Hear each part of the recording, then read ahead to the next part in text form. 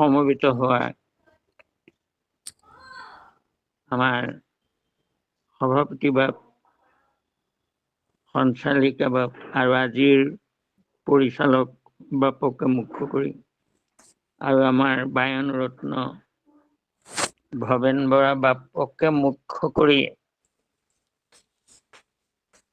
সমস্ত ভক্তিপ্ৰেমী ৰসগ্ৰাহী বাপাই চৰণলৈ আমাৰ ভক্তিভৰা সেৱাভাগী নিবেদিছোঁ।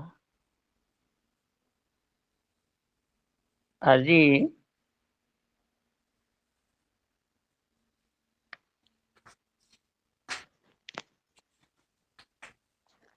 বিষয়বস্তু ওপৰত অৰ্থাৎ অৰ্জুন ভঞ্জন নাটৰ ওপৰত নাটভাগী আমাৰ ভৱেন বৰা বাপে দুবাৰত নাটভাগী 2টা তাৰিখত শেষ কৰিছিলে আৰু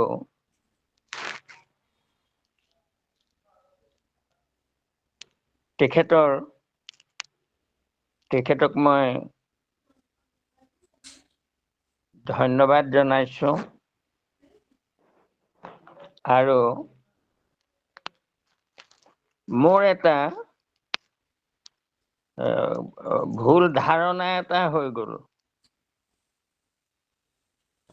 ধাৰণাটো কি হ'ল যে অৰ্জুন ভঞ্জনৰ পিছত মই চোৰ ধৰা পিপৰা গুচোৱা এই 2খন নাট তাৰমানে হেৰি কৰিবলৈ কৈছিলো বৰা বাপক, কিন্তু সেই নাটখন শেষ হোৱাৰ পিছত মই পৰমাৰ্থ কথাখিনি কম বুলি প্ৰথমেই কৈ থৈছিলো, হয় সেইটো। কিন্তু আজি মোৰ কথাটো ভুল হ'ল কি যে মই আজি নাট তাৰমানে চোৰ ধৰা পিপৰা গুচোৱাৰ ওপৰতহে আলোচনা হ'ব বুলি তাৰমানে মই কণিকাক ক'লো কথাটো এতিয়া, কিন্তু এতিয়া গম পালো আৰু মই তাৰমানে হেৰিও চোৱা নাছিলো, কাৰণ হেৰিয়াৰ চোৰ ধৰা পিপৰা গুচোৱাৰ ওপৰতে তাৰমানে আজি হ'ব বুলি মই ধাৰণাটো হৈছিলে বা যেই কি নহওক, কথাটো হ'ল যে মহাপুৰুষ মাধৱদেৱৰ এই যাত্ৰাখিনিৰ ওপৰত আমি ইয়াৰ প্ৰতি নাটৰে একটা পৰমাৰ্থ কথা আছে আৰু সেই পৰমাৰ্থ কথাটোনো কি, সেই কথাটো আমি আজি ব্যাখ্যা কৰিম।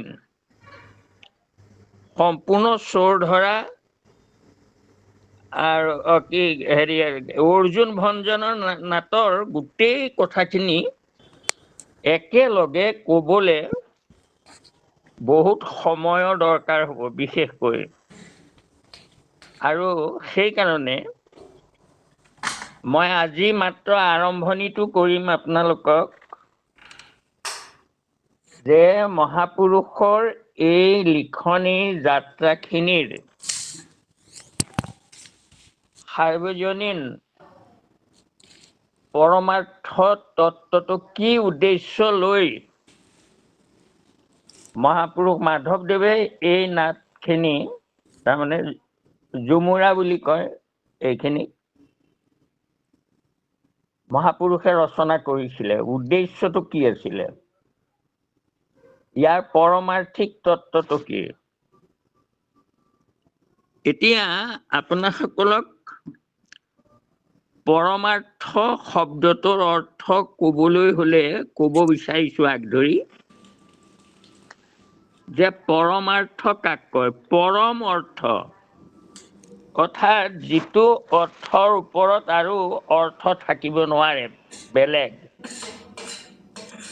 যিটো তত্ত্বৰ ওপৰত আৰু বেলেগ তত্ত্ব থাকিব নোৱাৰে, সৃষ্টিৰ আদি যিটো তত্ত্ব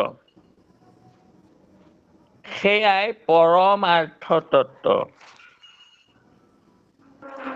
আমাৰ মহাপুৰুষ শ্ৰীমন্ত শংকৰদেৱে পৰমাৰ্থ তত্ত্ব সম্পৰ্কে আমাক কি ক'লে? ইহে পৰমাৰ্থ তত্ত্ব চাৰিও বেদৰ। চাৰিখন বেদৰ পৰমাৰ্থ তত্ত্ব ইমানেই।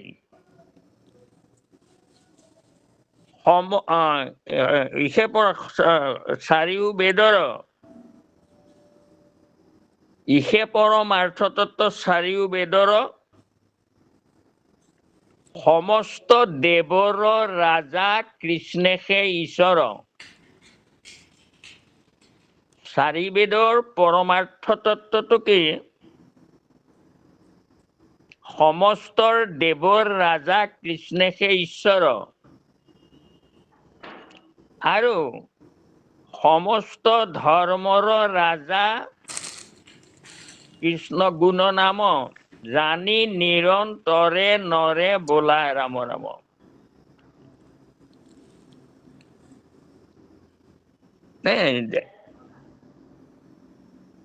চাৰিও বেদ ইহে পৰমাৰ্থ তত্ত্ব চাৰিও বেদৰ সমস্ত দেৱৰ ৰাজা কৃষ্ণেশে ঈশ্বৰ সমস্ত ধৰ্মৰ ৰাজা মাধৱৰ নাম জানি নিৰন্তৰে নৰে বোলা ৰাম ৰাম। পৰমাৰ্থ কি? কৃষ্ণ ঈশ্বৰ পৰম অৰ্থ। কৃষ্ণতকৈ ডাঙৰ দেৱতা আৰু নাই।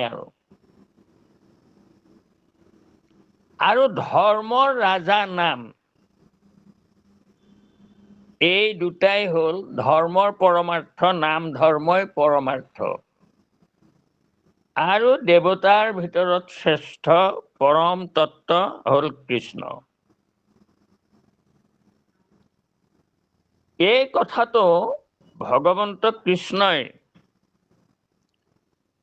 অৰ্জুনক কৈছিলে যে অৰ্জুন,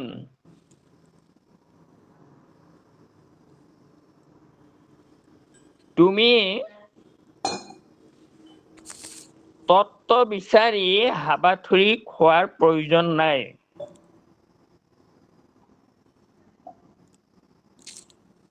মাধৱে কহন্ত অৰ্জুনত শুনা ইটো পৰমাৰ্থ, ভকতেহে মোৰ মহিমা জানে নিশেষ। কথাটো চাব, কৃষ্ণই কৈছে অৰ্জুনক যে ভকতেহে মোৰ মহিমা জানে নিশেষ। মোৰ মহিমাৰ কথা সকলো মাত্ৰ ভকতেহে নিশেষকৈ জানে। বাকীবোৰে অলপ চলপ জানিব পাৰে, ভকতে জানে। তে কি মহিমা জানে? তত্ত্ব ৰূপে সখী জানি মোক, তৰিয়া দুৰ্ঘোৰ দুখ শোক অন্ত কালে গৈয়া আমাত হয় প্ৰৱেশ। কি বুলি ক'লে? তত্ত্ব ৰূপে মোক জানি মোক। অৰ্থাৎ কথাষাৰ কি কৈছে? যে সমস্ত তত্ত্বৰ গুৰি ময়ে, মতহন্তে হৈ চৰাচৰ। তুমি আৰু তত্ত্ব বিচাৰিব নালাগে, মোকে সমস্ত তত্ত্বৰ পৰম তত্ত্ব বুলি জানি লোৱা। কাৰণ ভকতে মোকে সৰ্বতত্ত্ব শিৰোমণি বুলি ভকতে মোক ধৰি লয়। আৰু সেই কথাষাৰকে মাধৱদেৱে ঘোষাত তেনেকৈ আমাক লিখিলে। আৰু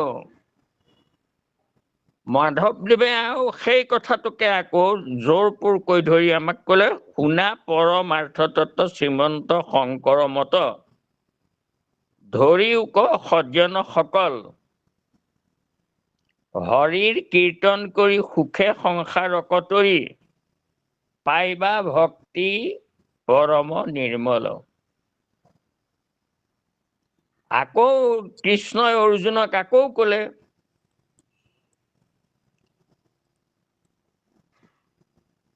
কৃষ্ণ নিগদতি সব্যসাচী, পৰমাৰ্থ তত্ত্ব লৈও বাচি,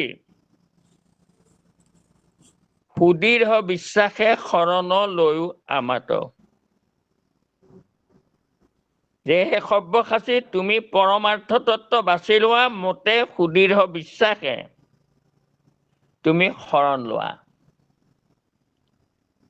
এয়ে পৰমাৰ্থ। এতিয়া আমি কৃষ্ণ পৰমাৰ্থ তত্ত্ব, কৃষ্ণই হ'ল পৰমাৰ্থ তত্ত্ব। কৃষ্ণ পৰমাৰ্থ তত্ত্ব হোৱাৰ আগত কি তত্ত্ব হৈ আছিলে? তেতিয়া আছিলে ব্ৰহ্মতত্ত্ব জিজ্ঞাসা।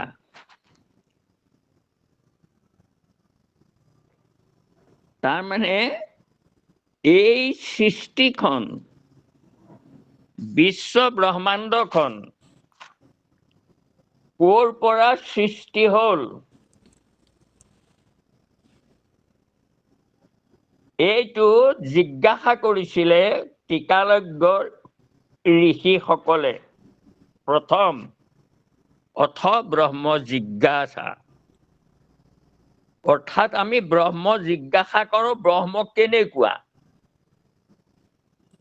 ক'ৰ পৰা এই সৃষ্টিখন হ'ল, সেই মূল তত্ত্বটো কি?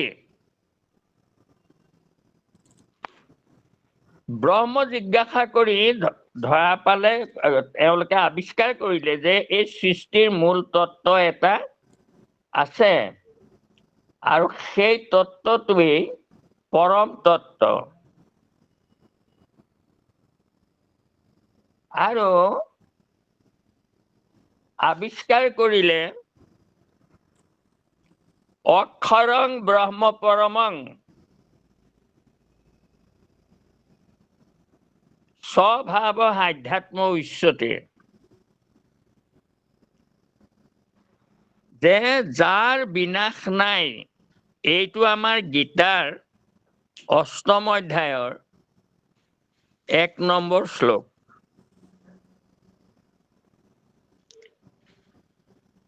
অৰ্জুনে কৃষ্ণক প্ৰশ্ন কৰিছিলে, তৎ কিং ব্ৰহ্মং, প্ৰভু ব্ৰহ্ম কাক কয়?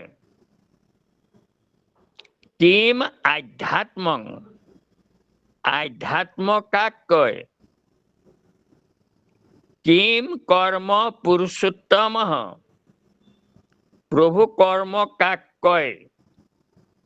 বাৰু বাকীখিনি নালাগে আমাক, এই মূল তত্ত্বটোকে আমি জানিলো যে যাৰ বিনাশ নাই, অবিনাশী, সেয়ে ব্ৰহ্ম। গতিকে সৃষ্টিৰ মূল কাৰণ ব্ৰহ্ম। ব্ৰহ্ম নিৰ্গুণ নিৰাকাৰ। উপনিষদত ব্ৰহ্ম জিজ্ঞাসাত তেওঁলোকে আৱিষ্কাৰ কৰিলে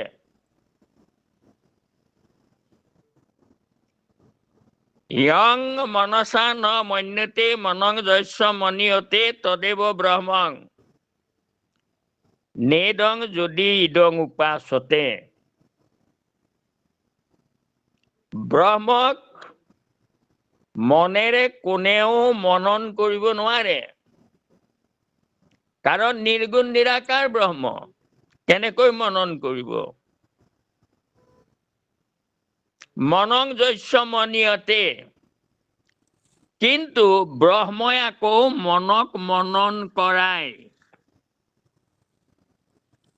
নেদং যদি ইদং উপাসতে, কোনোবাই যদি ব্ৰহ্ম এনেকুৱা তেনেকুৱা বুলি বৰ্ণনা কৰে, এই কথা নামানিবা। ইয়ং চক্ষুষা ন পশ্যতি এন চক্ষুংসি পশ্যতি তদেৱ ব্ৰহ্মং। চকুৰে নেদেখা, কিন্তু ব্ৰহ্মই চকুক দেখুৱাই থাকে। ব্ৰহ্মক এনেকুৱা তেনেকুৱা বুলি কোনোবাই বৰ্ণনা কৰিলে তোমালোকে সেইটো মানি নলবা কেতিয়াও। ইয়ং শ্ৰুতস্য ন শৃণুতি এন শ্ৰুতমিদং শ্ৰুতম তদেৱ ব্ৰহ্মং নেদং যদি ইদং উপাসতে। মনেৰে ব্ৰহ্মক মনন কৰিব নোৱাৰা, কিন্তু ব্ৰহ্ম নাথাকিলে মনে মনন নকৰা হৈ যায়। গতিকে ব্ৰহ্মক এনেকুৱা তেনেকুৱা বুলি কাহানিও বিশ্বাস নকৰিবা। অৰ্থাৎ উপনিষদে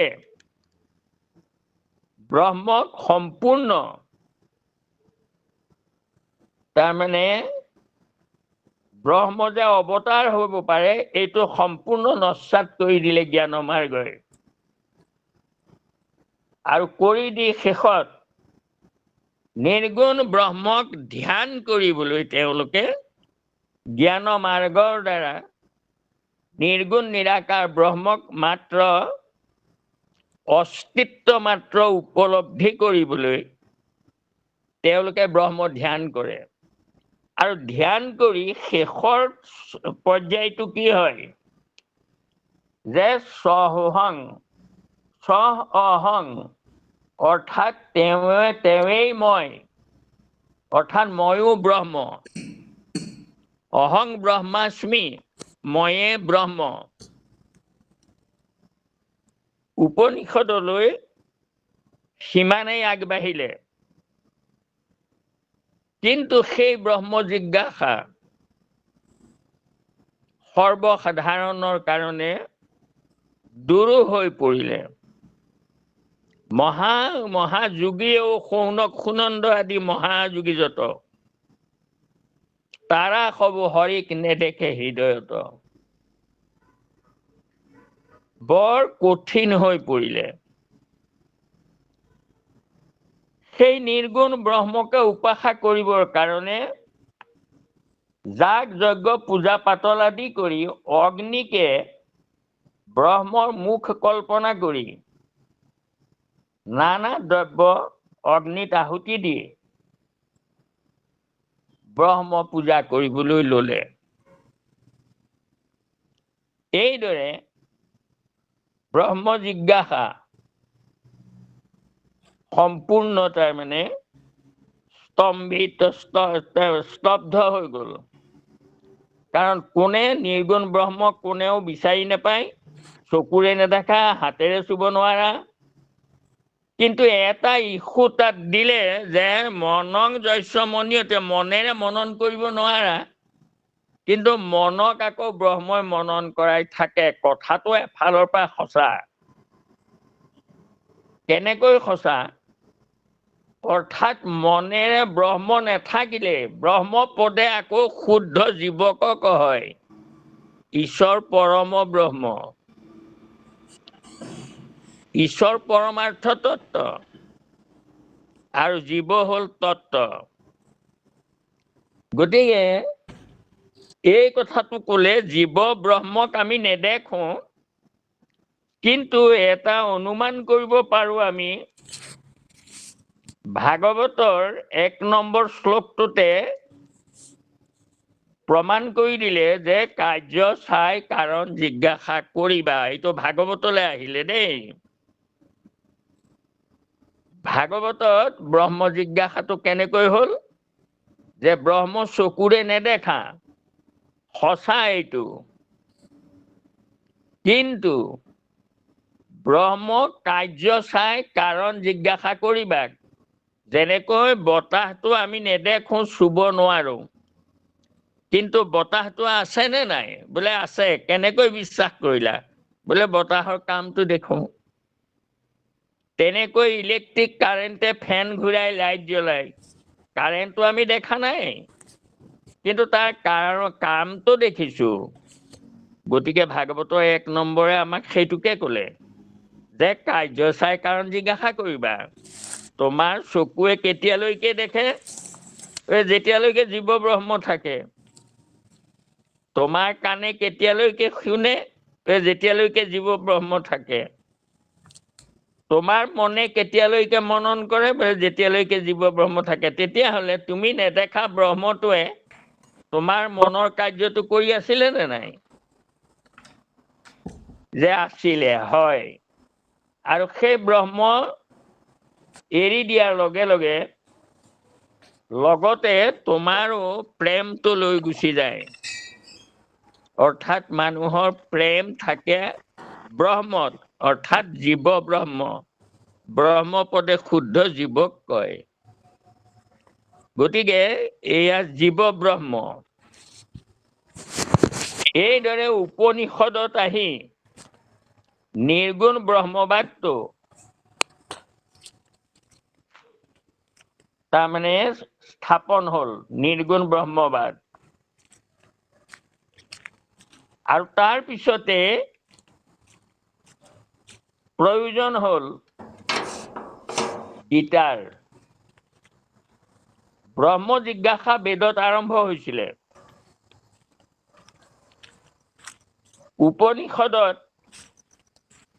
বেদান্ত হৈ গ'ল, অৰ্থাৎ বেদৰ শেষ সিদ্ধান্ত উপনিষদত দিয়া হ'ল আৰু তাৰ ওপৰত একো নাই।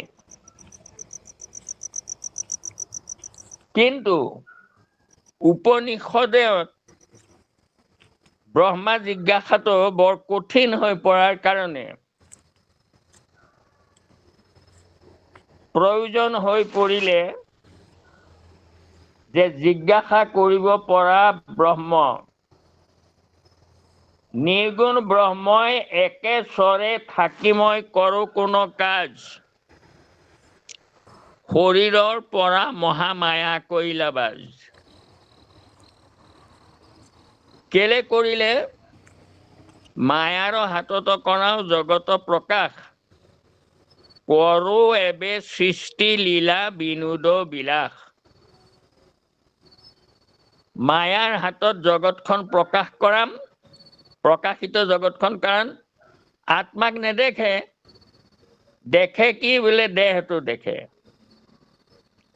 দেহটো কোনে চলাই থাকে? বোলে আত্মাই। কেনেকৈ বুজি পাইছা? বোলে আত্মা থকালৈকে ইন্দ্ৰিয়বোৰ কৰ্মক্ষম হৈ থাকে। মানে কাৰ্যটো চাই কাৰণ জিজ্ঞাসা কৰে।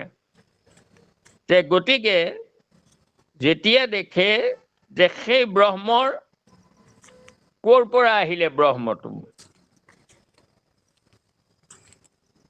স্বভাৱ আধ্যাত্ম উচ্চতে, আধ্যাত্মভাৱে নিজ নিজ ভাৱেৰে আমাৰ প্ৰত্যেকৰ দেহতে ব্ৰহ্ম আছে। এতিয়া সেই ব্ৰহ্মটো কেনেকৈ আছে? নিজ নিজ ভাৱত আছে। এতিয়া নিজ নিজ ভাৱ, স্বভাৱ, স্ব মানে নিজ, নিজ মানে কোন? মই। মই কোন? এইটো মই বহুবাৰ কৈছো সকলোকে।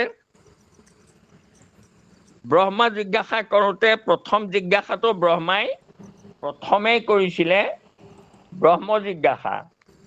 সেয়াকে বেদ জিজ্ঞাসা বুলিও কয়। পদ্মত উপজি ব্ৰহ্মা তাতে বহিছয়, মই কোনো ইটো কিবা একো নাজানয়। ব্ৰহ্মাই একো বুজি নাপালে মই কোন, আৰু এই দেখি থকা জগতখন ক'ৰ পৰা আহিল, মই ক'ৰ পৰা আহিলো। আৰু পিছত কৃষ্ণৰ কৃপাত বিধি পাছেহে জানিলা। কৃষ্ণই কৃপা কৰি পিছত বুজাই দিলে তেওঁক, আৰু বুজাই দিলে কি যে ব্ৰহ্মা তুমিও ময়ে, মোৰে অংশ তুমি জীৱ, এই জ্ঞানটো দি দিলে। আৰু দি পেলাই তাতেই প্ৰভু ভগৱন্তই এটা ৰূপ দেখুৱাই দিলে যে মোক সহজে, তাৰমানে নিৰ্গুণ নিৰাকাৰ ব্ৰহ্ম সহজে কোনেও মোক জিজ্ঞাসা কৰিব নোৱাৰিব।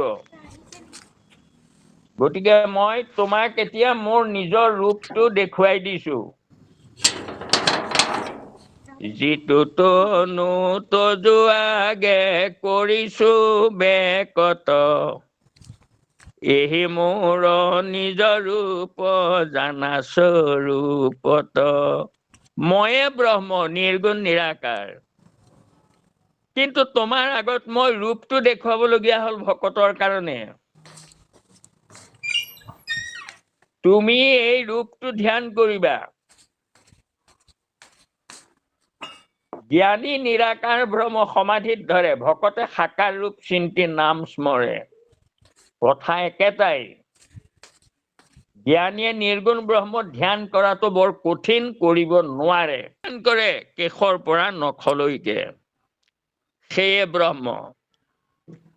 সেই ব্ৰহ্ম অৱতাৰ হ'ল পৰমাৰ্থ তত্ত্ব কৃষ্ণ। সেইটো ৰূপকে লৈ ভগৱন্ত কৃষ্ণ আহি লীলা কৰিবলৈ লীলা অৱতাৰ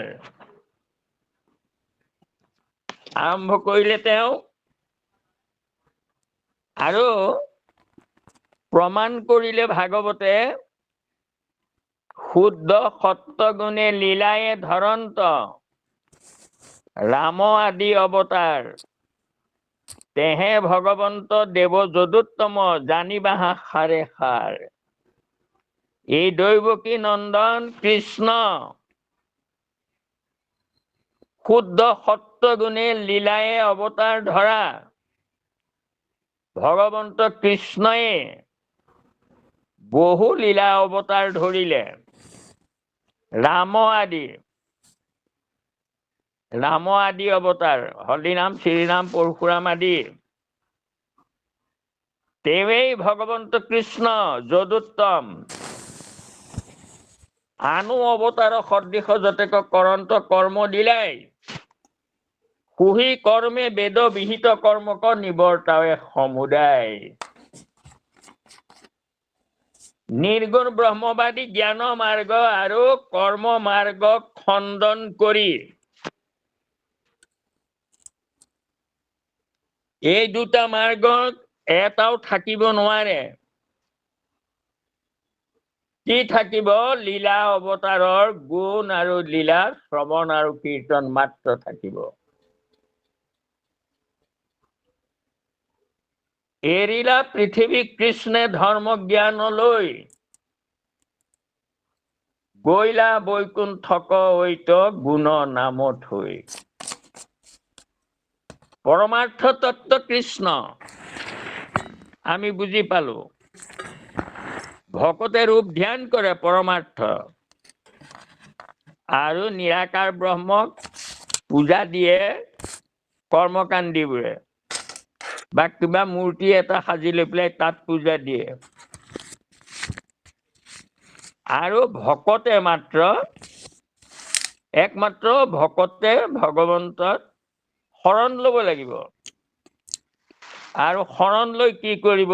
গুণ নাম কীৰ্তন কৰিব। কেৱলে ভকতি পুৰুষকতাৰে সহায়ক কাকো নচাৱে। এই যে লীলাবোৰ কৰিলে কৃষ্ণ অৱতাৰ হৈ, কেলে কৰিলে? সুহি কৰ্মে বেদ বিহিত কৰ্মক নিবৰ্তাৱে সমুদায়।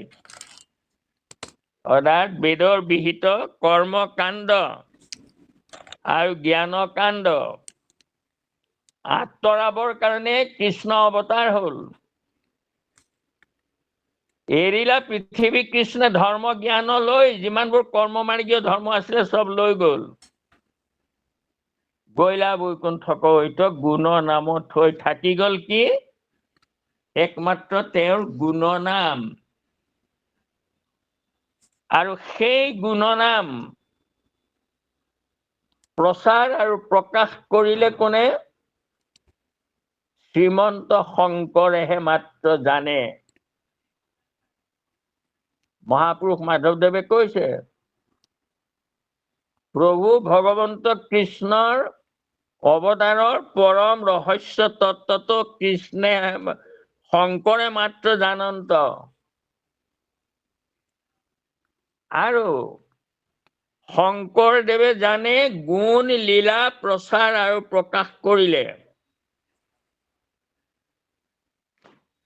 গীতেৰে কৰিলে, নাটেৰে কৰিলে, বাদ্যৰে কৰিলে, সকলো একেলগ কৰি দি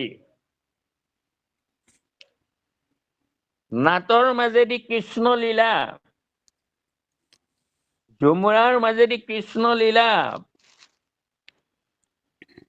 গোটেই লীলা শুদ্ধ সত্যগুণে লীলায়ে ধৰন্ত ৰাম আদি অৱতাৰ। সেই অৱতাৰ ধৰি যি লীলা কৰ্ম কৰিলে, সেই লীলা কৰ্ম গাই বাই মানুহে জ্ঞান আৰু কৰ্মকাণ্ড ত্যাগ কৰিব। জ্ঞান কৰ্ম পথক খণ্ডনৰ কাৰণে লিখিলে এই নাটবোৰ। আমি ভাওনা কৰিলো, আমি ঝুমুৰা কৰিলো, কৃষ্ণ লীলা কৰিলো, কৰি আমাৰ হৃদয়ত কৃষ্ণৰ ৰূপ বহি গল। গাই থাকোতে আজি বৰগীত ভাগি গাই আছে,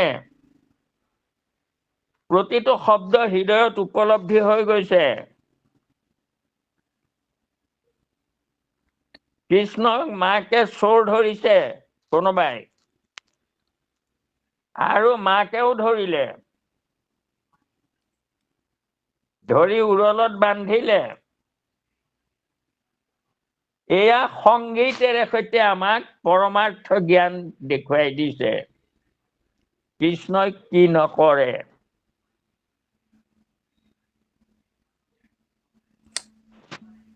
গীতেৰে সৈতে সেই পৰমাৰ্থ মাধৱদেৱে প্ৰকাশ কৰিছে। এই নাটতে এয়া 3টা মান বৰগীতেই আছে তাত।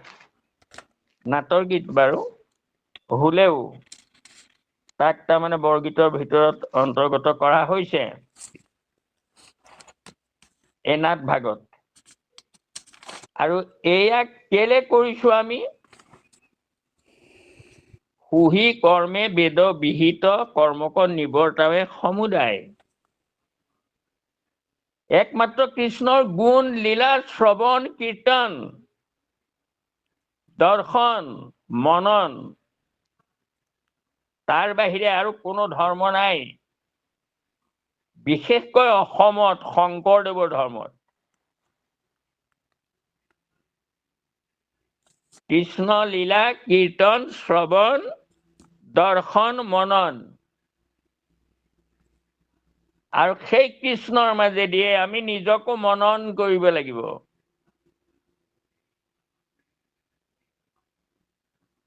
কাৰণ আমি সেই কৃষ্ণৰে অংশ। মই কোন আমিও জিজ্ঞাসা কৰিব লাগিব। আৰু কৰি মগ্ন থাকিব লাগিব ঈশ্বৰৰ লীলা অৱতাৰৰ গুণানুকীৰ্তন শ্ৰৱণ দৰ্শন স্পৰ্শন।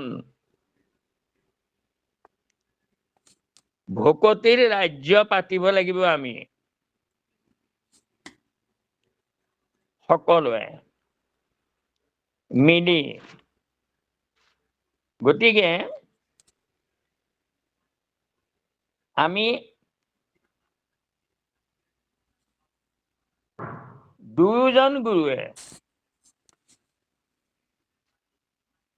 গীতৰ মাধ্যমেদি কৃষ্ণৰ লীলাবোৰ প্ৰকাশ কৰিছে।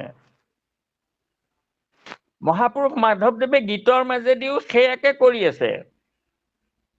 আলো ভাই চলোৱাই সজাই বৃন্দাবনে, দেখো গয়া আনন্দ নয়নে,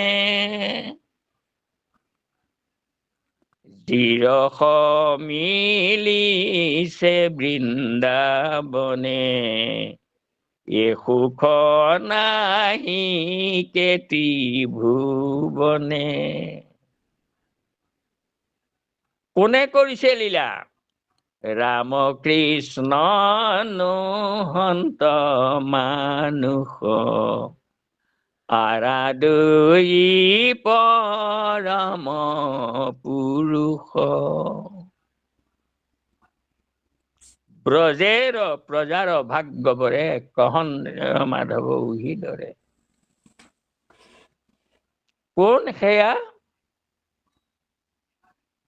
এই গীতেৰ মাজেদি কৈ দিলে। পণ্ডিত সকলক চেলেঞ্জ দিলে। শুনলো পণ্ডিত হৰি গুণ সেৱাৰ ৰসে স্থিৰ কৰ চিত্ত, শুনলো পণ্ডিত। অনন্ত নিগম বন গহনয় পাৰ ভৈল ক্ষীণ অৰ্থ বুদ্ধি কৰিতে বিচাৰ। অনন্ত নিগম বন উপনিষদবোৰত তহঁতে নিৰ্গুণ ব্ৰহ্মক বিচাৰি হাবাথুৰি খাই কিয় মৰি আছ? বুদ্ধি ক্ষীণ হৈ গল, তহঁতেতো বিচাৰি পালি জানো ব্ৰহ্মক?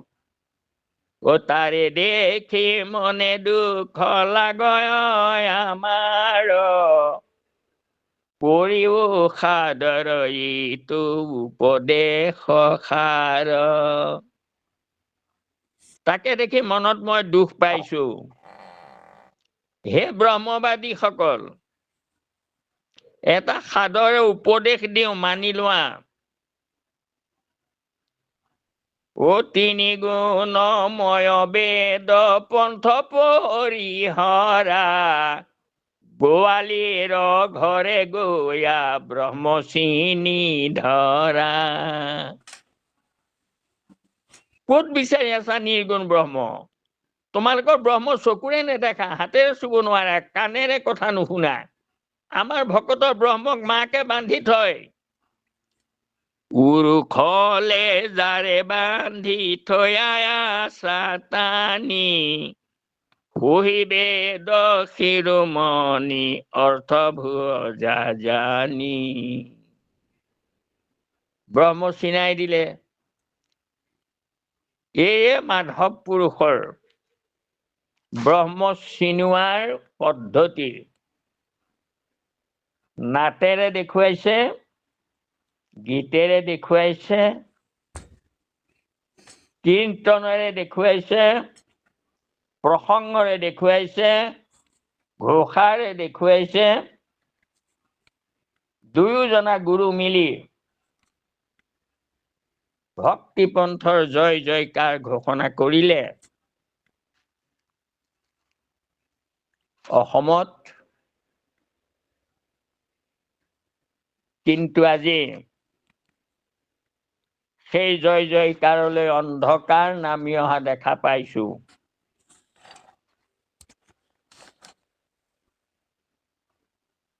যাকে কৰোৱা সে কৰে সৰ্বনাশ হৈছে।